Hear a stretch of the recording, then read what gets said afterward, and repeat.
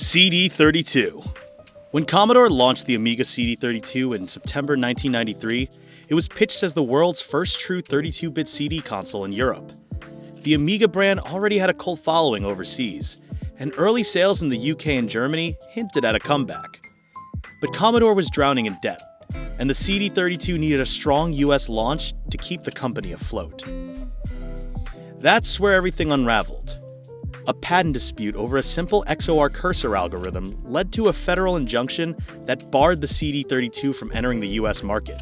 Commodore had stockpiles of finished units sitting at its Philippines facility ready to ship, but they were locked in limbo during the crucial 1993 holiday season.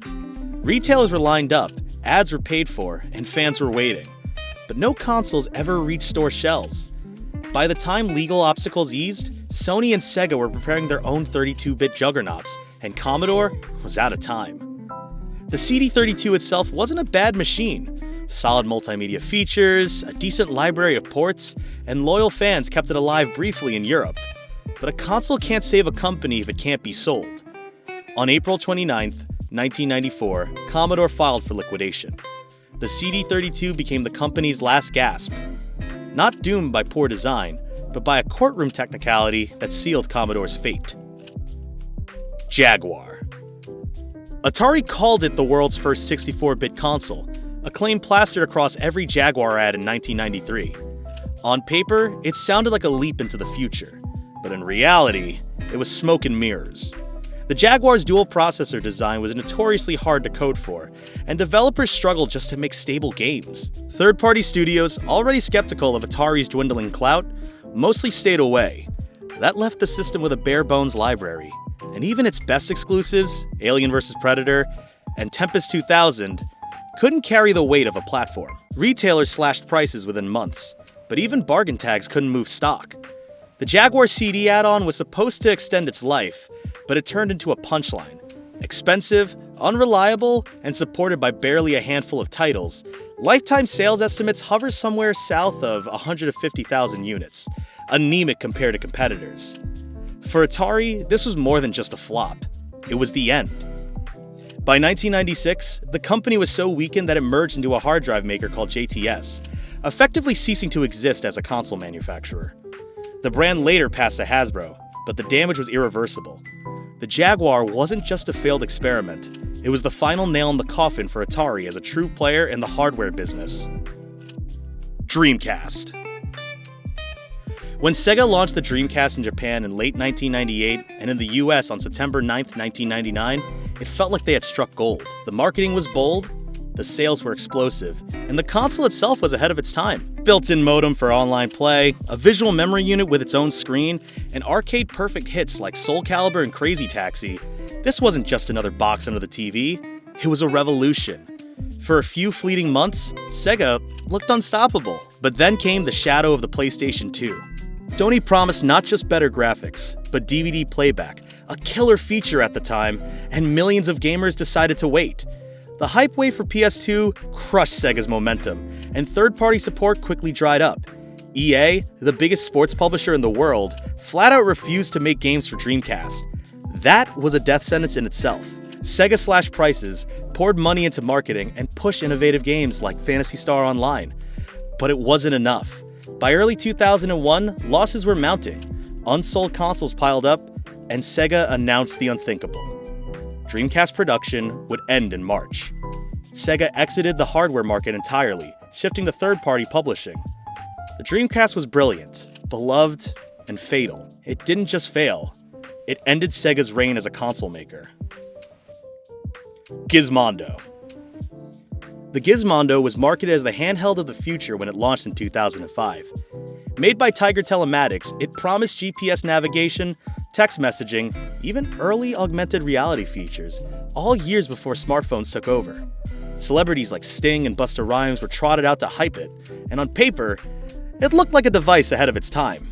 In practice, it was a disaster. The hardware wasn't terrible, but the software library was almost non-existent. Fewer than 24 titles ever appeared, most of them shovelware. The system launched at a staggering $400, with an ad-subsidized version that still forced players to sit through intrusive pop-ups. Consumers balked, and global sales never broke 25,000 units. The Gizmondo was dead on arrival, but the real implosion happened behind the scenes. Tiger Telematics had burned through hundreds of millions of dollars, and its executives were soon exposed in a swirl of scandals. The most infamous came when company director Stefan Eriksson, tied to organized crime in Europe, crashed a Ferrari Enzo in California in early 2006. The wreck drew worldwide headlines and revealed the shaky foundation propping up the company. Within months, Tiger Telematics filed for bankruptcy. The Gizmondo is remembered less as a console and more as one of the biggest corporate implosions in gaming history. Zodiac. In 2003, a small startup named Tapwave tried to carve out a niche between gaming and handheld computing. Their creation, the Zodiac, was a sleek, Palm OS-based gaming PDA that looked futuristic compared to the bulky Game Boy Advance.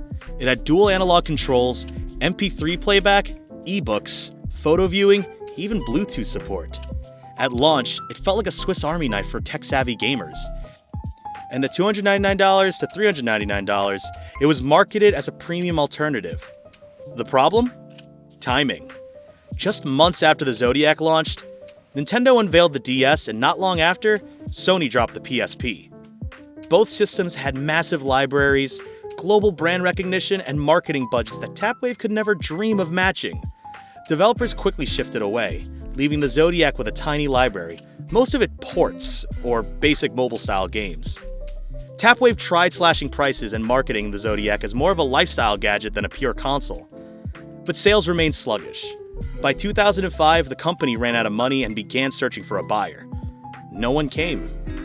In July of that year, Tapwave announced that production would cease and support would be discontinued. Within 2 years of its launch, Tapwave was gone. The Zodiac wasn't just overshadowed, it was obliterated by the handheld giants, leaving nothing behind but a cautionary tale. Ouya. The Ouya sounded like a revolution, a $99 Android-powered console crowdfunded on Kickstarter in 2012. It promised to crack open the living room with indie games, free-to-try pricing, and the flexibility of mobile hardware on a TV screen. Backers poured in nearly $9 million, making it one of the platform's biggest campaigns ever. Brief moment, it looked like the industry had a true disruptor on its hands. But when the Ouya launched in 2013, reality hit hard. The build quality felt cheap, the controller lagged, and the storefront was filled with low-effort mobile ports rather than the indie gems people expected. Even its most high-profile exclusives like Towerfall quickly jumped to other platforms. Early adopters grew disillusioned, and retailers struggled to move stock. By 2015, Ouya was in deep trouble. The company sold off its software assets to Razer, which absorbed the store and development platform but left the physical console behind. 4 years later, in 2019, Razer shut down the Ouya storefront entirely, leaving many digital-only games bricked and unplayable. The Ouya wasn't just a failed console, it was a failed company. The hardware disappeared, the brand was erased, and what was once the most hyped Kickstarter project in gaming became one of its most infamous cautionary tales. Nuon. At the turn of the millennium, a company called VM Labs had a bold idea. Why not turn DVD players into full-fledged game consoles? Their technology, called Nuon, was a chipset designed to be embedded inside standard DVD players. Samsung, Toshiba, and RCA signed on, releasing models that carried the Nuon logo. The pitch was futuristic. You could watch movies, then instantly play games without buying a separate console. But the execution collapsed almost immediately. Only a handful of DVD player models ever shipped with Nuon support, and the game library was laughably thin. Just a few titles like Tempest 3000 and Merlin Racing saw release, and most consumers never even knew the feature existed. Meanwhile, Sony's PlayStation 2 launched in 2000 with a built-in DVD player and a massive lineup of blockbuster games. Why buy a DVD player with a hidden bonus console when you could buy a PS2 that did both far better? By 2001, VM Labs was bankrupt. The few Nuon players on the market faded into obscurity, and the technology never resurfaced. Today, Nuon hardware and its tiny game library are collector oddities, but the company behind it was gone for good. What was pitched as a seamless future of entertainment instead became a footnote, an experiment that took its creators down with it. Neo Geo. By the late 90s, SNK had already carved out a legacy with the arcade-dominating Neo Geo AES and MVS. But handheld gaming was exploding, and in 1999 they tried to compete head-on with Nintendo by launching the Neo Geo Pocket Color. On the surface, it was a solid piece of hardware. Crisp screen, great battery life, and a surprisingly strong lineup of fighting games like King of Fighters R2 and SNK vs. Capcom. Critics praised it, and for a moment, it seemed like SNK had found a foothold. The problem was scale. Nintendo's Game Boy Color already owned the market, and when the Game Boy Advance hit in 2001, it was game over. Retail support for the NGPC dried up fast, leaving shelves stacked with unsold units. To make matters worse, SNK's parent company, Aruzie, showed little interest in propping up the gaming division. By 2001, SNK filed for bankruptcy in Japan. The Neo Geo Pocket Color was discontinued, and the company's assets were eventually absorbed and revived under the name SNK Playmore. While the brand itself would return, the original SNK that built the Neo Geo empire didn't survive intact. The handheld's failure wasn't just a bad bet. It was a critical blow that helped bring an industry giant to its knees. Coleco. In 1982, Coleco stormed the market with the ColecoVision, a sleek machine that briefly stood toe-to-toe with Atari and Mattel. For a while, it was a genuine success, thanks to killer titles like Donkey Kong and strong third-party support. But when the video game crash of 1983 hit, Coleco made a desperate gamble, the Coleco Atom. Marketed as both a home computer and a ColecoVision add-on, the Atom was supposed to future-proof the company and ride out the storm. Instead, it became one of the most infamous disasters in gaming history. The Atom was plagued with catastrophic flaws. Some units literally erased their own data on startup. Printers broke constantly, retailers were buried under returns, and consumer trust evaporated almost overnight. Rather than saving Coleco, the Atom compounded the damage of the crash, leaving the company drowning in unsold stock and mounting debt.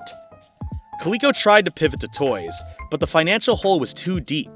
By 1988, the company filed for Chapter 11 bankruptcy, ending its run in video games entirely. The ColecoVision remains fondly remembered, but the Atom's failure is what sealed the company's fate. It wasn't just a misstep, it was the move that turned a rising star into a cautionary tale. Atari 5200. After the massive success of the Atari 2600, the company's next move seemed obvious: a more powerful console to cement its dominance. In 1982, Atari rolled out the 5200, marked as the Super System. On paper, it was impressive. Better graphics, smoother animation, and arcade-quality titles. But the reality was brutal. The 5200 lacked backwards compatibility with the 2600's enormous library, instantly alienating millions of existing owners. Its bulky analog controllers were notorious for breaking, and the launch lineup was thin compared to the competition. The timing couldn't have been worse. Just as the 5200 hit shelves, the video game market was about to collapse. Flooded with low qualities and oversaturation, consumer confidence in the entire industry cratered. The 5200, instead of being Atari's savior, became a symbol of the decline.